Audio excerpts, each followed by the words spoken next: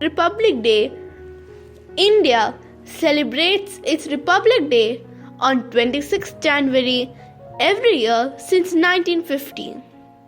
The nation got freedom from British rule on 15th August 1947, but the Constitution of India, written by Dr. B.R. Ambedkar, was adopted on 26th January 1950.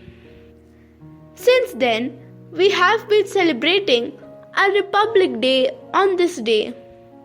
Indians celebrate Republic Day with great patriotism and joy all over the country.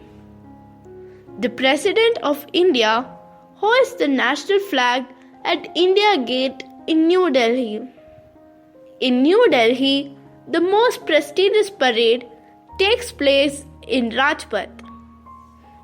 It is the main attraction of Republic Day celebrations, which last for 3 days. The parade marches from Rashtrapati Bhavan along Rajpath to India Gate and from there to Red Fort. It opens with unfurling of national flag by the President of India. In the parade, the military band plays the national anthem along with 21 gun salute is given to honor the lives lost in the freedom struggle. This is followed by marching from several regiments of the Army, Navy and the Air Force along with their bands. Tableaus from various states signifying their cultures are displayed.